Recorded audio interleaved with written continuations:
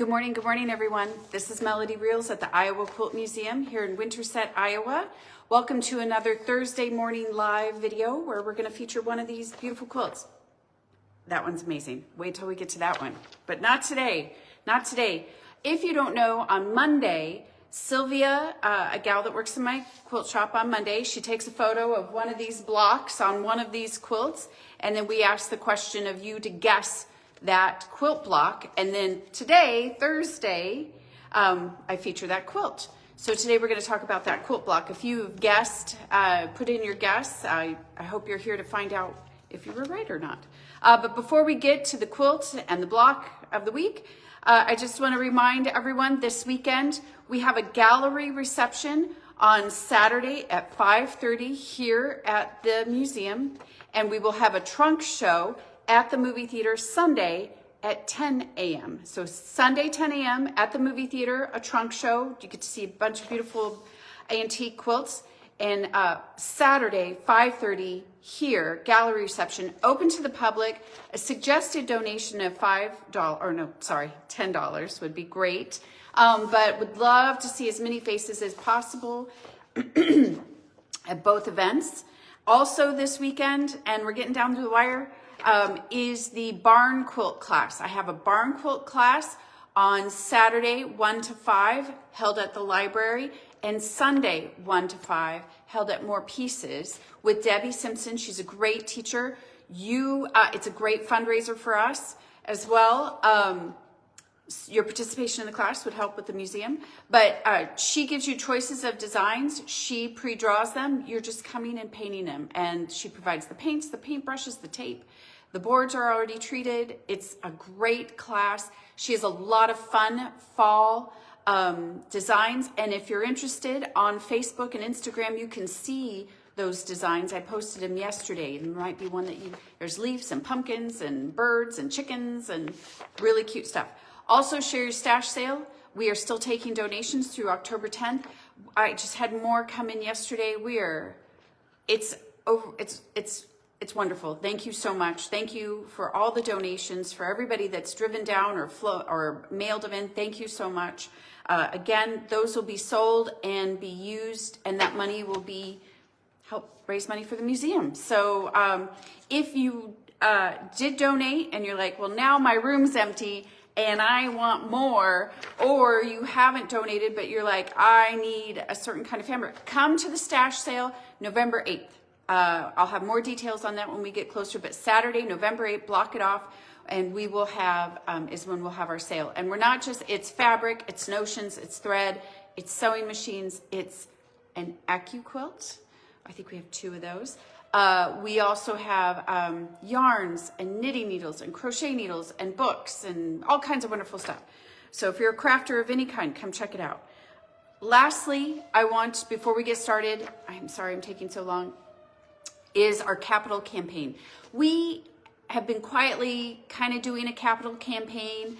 Our town is exhausted from capital campaigns. We had a movie theater, a courthouse, a conservation building.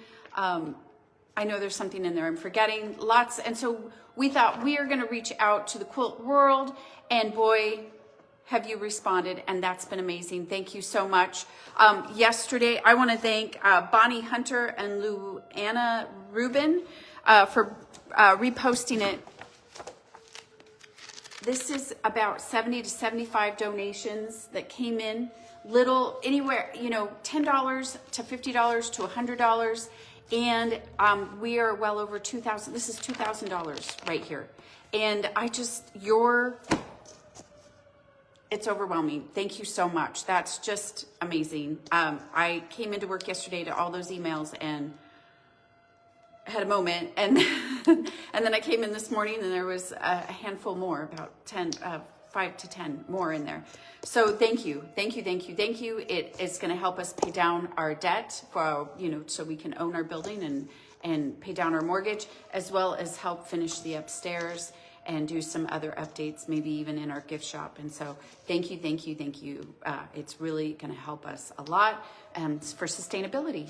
And so we could stay here and keep featuring these wonderful quilts. Let's learn something today, everybody. I'm excited about these because I do my little history research. And when I say little, I mean little. But if you guessed the quilt block last week and you said Drunkards Path, you would be correct. This is Drunkards Path.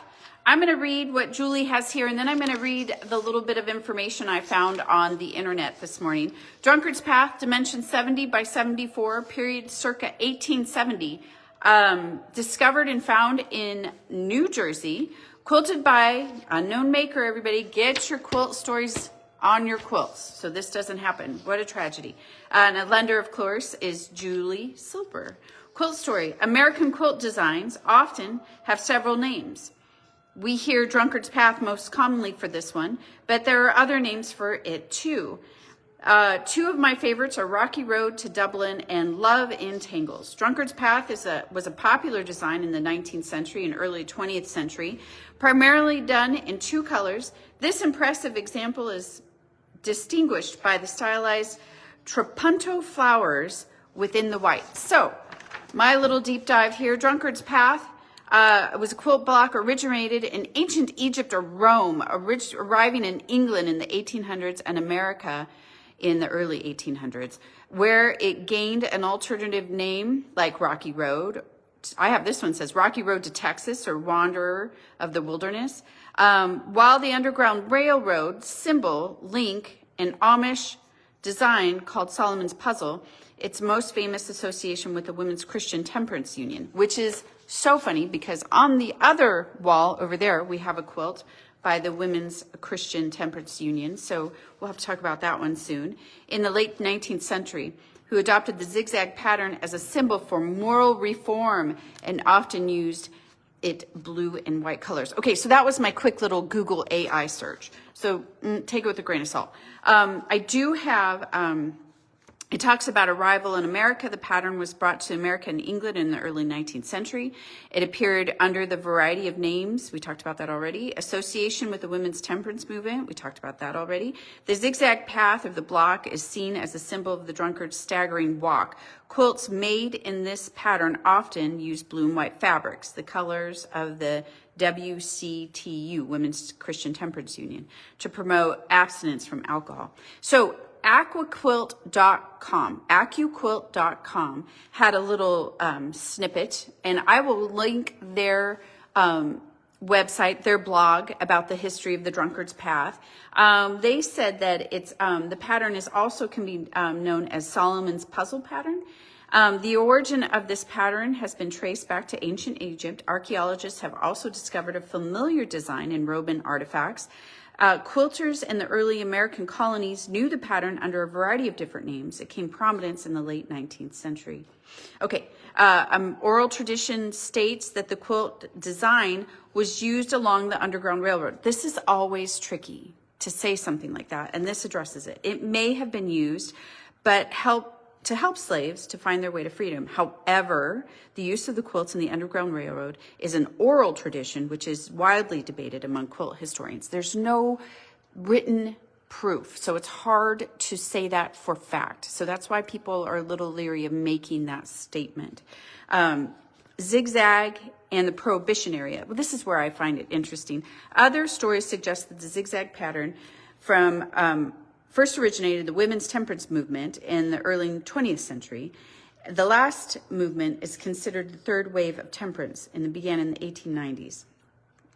The period saw the rise of anti-saloon league, first organized in 1893. The prohibitionist wave attracted a diverse crowd of people across the political spectrum and included a substantial portion of women. The last wave was temporarily successful in the enactment of national prohibition from 1920 to 1933. But this quilt was obviously made was around 1870. It was widely held believed that the quilts were sewn to promote you know what I'm trying to say. Why can't I read the word and say the word? anyway, of alcohol in the U.S. and were commonly seen as blue and white color schemes. While the variety of these claims to be disputed, that many historians and theories still popular among quilters across America. They're trying to say that white is pure, blue is sky, or blue is water. You know, they were trying to make these other statements about why blue and white quilts, but there aren't just blue and white Drunkards Path quilts. And so that's what that last statement was talking about. Let's talk about Trapunto, and then we're going to zoom in. If you could see these little flowers that are kind of like 3D, they're popping out. You are not seeing things. That is what's happening. And that is called Trapunto. Trapunto, my quick little Google AI says Trapunto is an Italian quilting technique originating in Sicily around the 17th century and creates raised three-dimensional designs by inserting extra stuffing into stitched areas. The oldest known example is the Tristan quilt from the late 13th century. Get out. The technique spread to other parts of Europe, including Tudor England, before being brought to America by immigrants. Trapunto was historically used for both clothing and quilts, resulting in elegant stuffed work and that became popular and admired craft. So they would, the quilters would stitch the outlines of the desired motifs, such as flowers like this or feathers. I saw one that had a dog, although the layers of the quilt top and batting. Extra batting is stuffed behind them in the back, and the process creates a raised three-dimensional effect. And I will show you that in just a minute when I take you off the stand. There's a couple of blogs. Ruth Singer did a blog, and they give little information, but it's just so fascinating to see it used in other ways. You'll get to see beautiful works of art on ruthsinger.com and different designs and clothing and hankies. And I believe that's the one where I saw the dog. And then Trapunto versus stuffed applique, StellaRubin.com. She addresses this, and she gives the two different examples of what's the difference between stuffed applique and Trapunto. Trapunto, they're making the design and you're going behind and you're stuffing that design out. It sounds like stuffed applique is they're putting the batting on and putting the applique, the fabric, over it and sewing it on. So lots of information, lots of good stuff. I highly recommend you go check out those blogs, and I will post them after I get off this video. But here's the raised flower, right? Let's talk about the Trapunto first, since we just talked about that. And if I'm to flip this over, you could see those. Do you see the little dots? That is where they stuffed and re-sewed the holes up. And they're in every little flower to give this more elegant design to this kind of like, you have these really sharp edges. Even though you have this curve, there's these sharp edges, and it kind of gives this feel of almost like a bob wire, right, when you have something like this. But what I didn't realize is when I was doing my little deep dive, just in rotating this one simple square, and how you can have circles and half circles. And so this is the square, just this little arch right here. And then when you put it together and rotate it, you get this zigzag. I think I already said it, but it gives like this barbed wire feel to it. Or a puzzle piece, if you're a big puzzler. All the same fabric. Again, I feel like that's a sign of wealth. This isn't some scrap fabric. This was purposeful. Bought the fabric to make a quilt, to make a design. There you have the kind of the fans right there. But you also have the hard edge of the corner right there, and the blocks. Let's look at the quilting.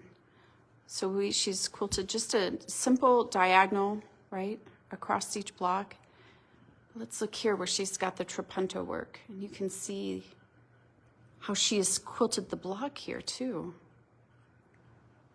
Right across the top. Not quilted, but pieced. It's kind of one of the harder lines there. So I wonder if she did it row by row. If she went by a row and then pieced the rows together. It's kind of what the feel is. It's interesting to me that she didn't do a row this way with the Trapunto there. She did it here, and then it kind of goes right in the middle of that.